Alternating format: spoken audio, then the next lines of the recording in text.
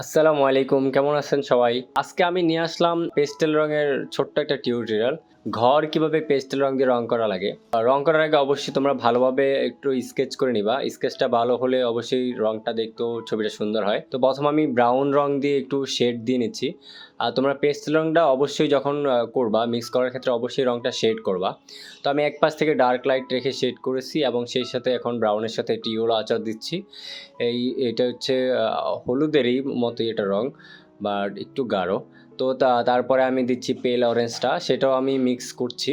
মানে আমি যেখানে লাইট রাখছিলাম সেখানে এই রংটা মিক্স করতেছি ব্রাউন এবং ইয়েলো আঁচড়ের উপরে। তো আমি ভালোভাবে মিক্স করতেছি। তো এরপরে আমি একটু ইয়েলো দিলাম যেন একটু লাইটটা ধরা যায় আলো ছায়ার ক্ষেত্রে। তারপর এটা হচ্ছে ব্যান্ডিকি ব্রাউন। এই ব্যান্ডিকি ব্রাউন দিয়ে হচ্ছে আমি নিচের যেই ইয়েটা থাকে, একটা ঘরের পিলা বা যেটাকে বলে মাটির, তো ওইটার একটা কালার করতেছি। সাথে আমি একটু ব্রাউন দিচ্ছি, সে ব্রাউনের সাথে ইয়েলো আচার দিয়ে আর একটু হালকা যেই ইয়েলোটা আছে ওইটা দিয়ে আমি মিক্স করছি। তো এইভাবে মিক্স করে আমার ঘরের কালারটা মোটামুটি বের হয়ে আসছে। তো দরজা জানলাগুলো আমি একটু ব্রাউনের সাথে রেড দিয়ে একটু ডার্ক করে দিলাম, যেহেতু ভিতরের সাইডে একটু গাঢ়ই রেখেছি, যেহেতু ভিতরে একটু অন্ধকার দেখা যায়।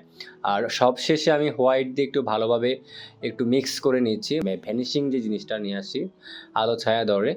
তারপরে আমি একটু ব্লু দিয়ে আকাশের একটা সাজেশন দিয়ে দিলাম একটু হালকা করে। এটা তোমরা চাইলে দিতে পারো, অবশ্য না দিলেও হবে, সমস্যা নাই।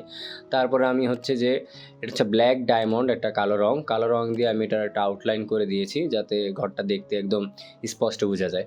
তো এই ছিল আজকের ভিডিও। ছবিটি কেমন হয়েছে কমেন্ট করে জানাবেন।